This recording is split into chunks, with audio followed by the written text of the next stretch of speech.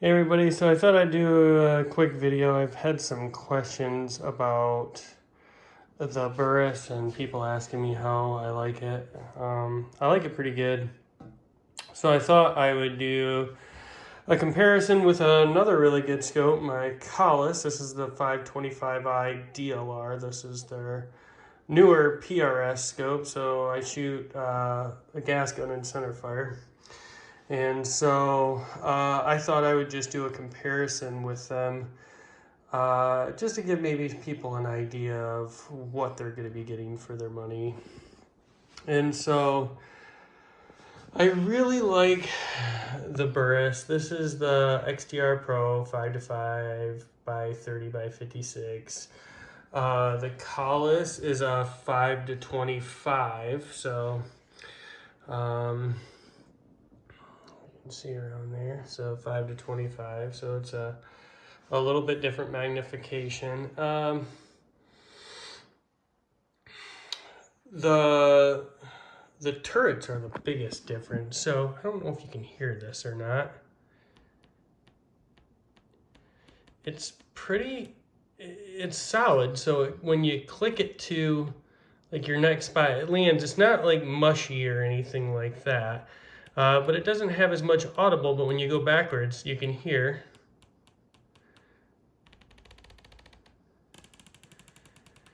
It's easier to turn to where you're going, so if you're going to 3 mils, it turns pretty easy to get there. And then it has more of like a resistance click back to it. And now, I like it and I don't like it. I think it's because I'm not used to it. So I don't think that makes it good or bad. I just think it makes it different. I like the capped windage turret on this because I don't dial wind. Now, if you dial wind, I guess on the other Burris scopes, you could screw the cap off. And you could screw maybe, I think, like a thread protector. And I'm assuming it's something like what the Mark V has, where you could screw a cap over top and then you can get to your windage turret. This one doesn't have that feature, so if you're a person that likes to dial wind, I think that's probably a negative for you in that aspect, because this is really designed to use the cap turret. The other thing is that on this setup, to do it, you just got one here, one set screw there. There's only 2 on it, and that's how you slip it to 0. You have to back them out quite far, by the way, too. And but it kind of has that same click mechanism going to the left, like you're dialing back down versus going to the right. So make sure I got that back on 0. And so that's one thing, but it has some really nice knurling on the knob. It's not as pronounced as maybe some of the other tactical scopes. But I actually like this just fine, just because of my shooting style. So it just depends on your shooting style if you're gonna like that or not. But I actually like the capped windage turret. The big thing, excuse me, is the, now the Parallax goes down to 20 yards. And it's fairly smooth. It has a little resistance to it, but not significant. I feel it feels pretty good. I mean, I haven't had it that long, so I haven't like taken it out in the winter time to see if it'll freeze up or anything. But I like how big it is. I think that's a really great design. And out of all of the left side Parallax, this has been my favorite so far. Some of the other ones just have those smaller knobs, and I don't feel like you get as much of a purchase on them. It's on off in between the light on the lighted part. I didn't even put a battery in this because I don't shoot with in a competition with a lighted reticle on, so not an issue there. One thing I will say is that my throw lever that came with mine, actually, see, it has screw in there. Mine actually did not come with the threads on the other side. I messaged Burris and they mailed me one out. They didn't question it or anything, so maybe they had a batch that maybe got messed up from the manufacturing process, but they didn't question it. They didn't say anything. I actually just messaged them and they just took care of it. So I would say their customer service is good. I didn't have to call anybody, wait for the 44th person on the phone to have somebody answer to give me an RA number or any of that kind of thing. I used a spur hunter mount and I added their Picatinny rail to it. Plenty of space in between there, fit just fine. Nice decent air gap in there, so nothing's protruding down or anything like that that's going to cause any problems with compatibility on scope mounts. I feel like you're going to get a good wide range of scope rings that are going to work just fine for this, so I don't really feel like that's going to be an issue.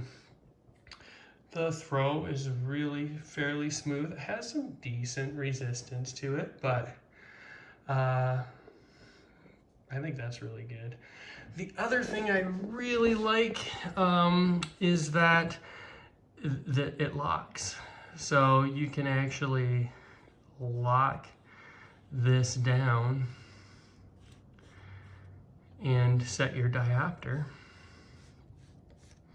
So I actually loosened all this up just so people could see it, but tighten it down and the diopter does not move on this guy. So I thought that was really kind of a nice feature, to be honest with you. I have like perfect vision, so for me on that standpoint, I just have these always pretty much screwed right in. Oh, I'm sorry, I have astigmatism, so my vision isn't perfect, so screwing it in seems to match my eye pretty good, so the reticle is nice and clear like that on most scopes. So I really like that it has that locking eyepiece on there, so it is not going to turn or cause any issues like that.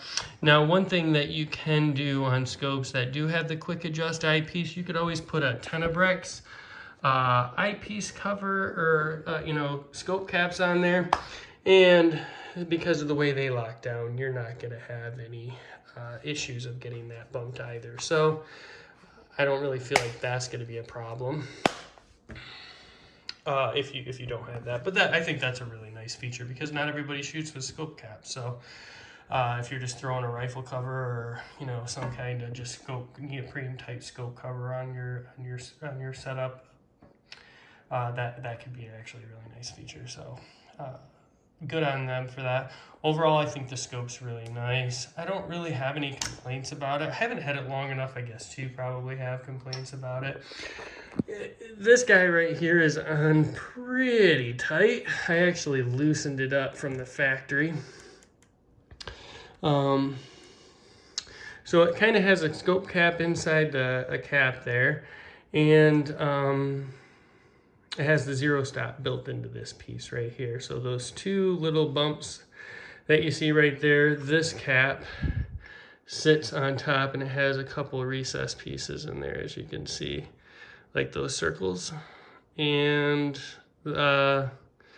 it locks in there really good, and I don't feel like you're gonna, if you get excited and pull up, I don't believe that you're gonna be able to depress both of these guys right here to pull a cap off or anything like that. It did come with like a white dry marker turret as well, which is a really nice feature if you're a person that likes to color code your targets onto your turret. Set this down for a second.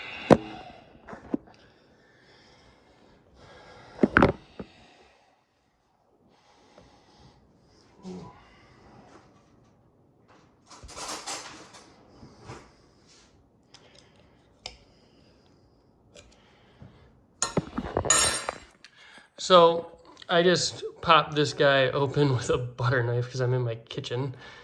But that's the inside cap piece. So you can flip where it says 0 right there, and it's got the brass piece. You can flip it around so it can do 3. When I actually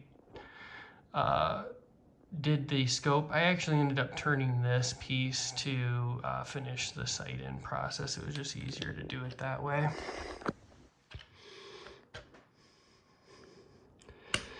And so this is the Burris review.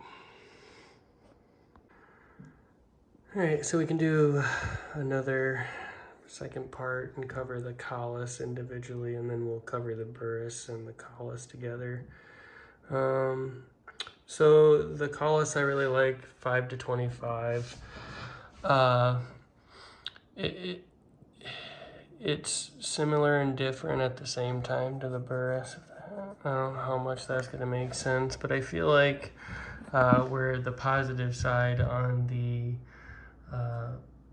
Burris having the nice adjustment knob. This for the Parallax, this does too because it's right in the center. Now I took the throw lever off, but this goes down to 20 yards too, so this could be a really nice 22 LR. And I think for PRS or ELR or whatever you're doing with your 22, and I think that this is a really nice way of adjusting. It's definitely smoother than the Burris. The Burris maybe feels a little not catchy, or it just doesn't feel as good, I don't feel like. I like the audibleness of the Kahles. So the Kahles is really nice in that standpoint. You can read the numbers really well. The only thing I would say I wish they did a little bit differently is that where on the Burris it has the second row, so if you actually had to dial past 10 mils, you're just gonna have to know that the next mil over is 11, 12. Basically, if you just add a 1 in front of it, you know that this would be 11, this would be 12, this would be 13, if that makes sense. That's the benefit of mils, because it's not in quarters or fractions, it's in tenths, so that kind of makes it less complicated, where if you had the MOA version, you know, it's not gonna be tenths anymore, you know, so you're gonna do a little bit of math there with that one. I like that on the second rev, it has this little red button that pops up. So you can see how that just popped up. It's just a nice little indicator to know you're on the second revolution. So for some reason, if you got lost in that, you would see the little red dot. Now, this is actually the illumination knob on this one, so that's how it works. Works fine. So that's perfect. You just unscrew this guy right here, and underneath this cap is also where the tool is to slip the turret. So that's pretty cool. We'll cover that in a second. So with the left side windage, I really like that, because I like the fact that when you're down behind the gun, I can see my send it level.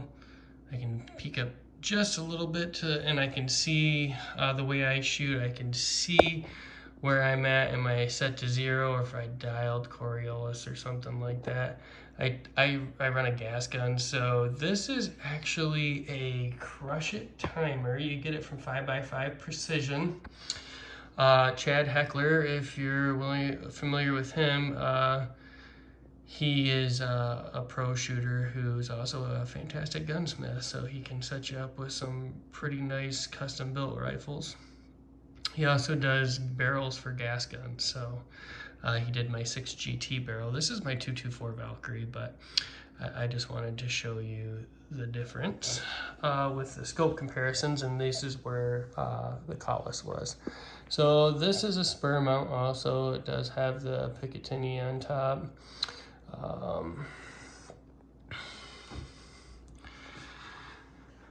It's a little more robust setup, but you don't get much clearance with the Kahles. You can't use the throw leveler. If you use the spur forward 20 MOA base on the Kahles, and you can see because this piece here where all the turret housing and stuff sits is so much more bigger that it doesn't give you room for adjustment, and if you want to use the Picatinny, you're going to have to compromise on the throw lever. So I honestly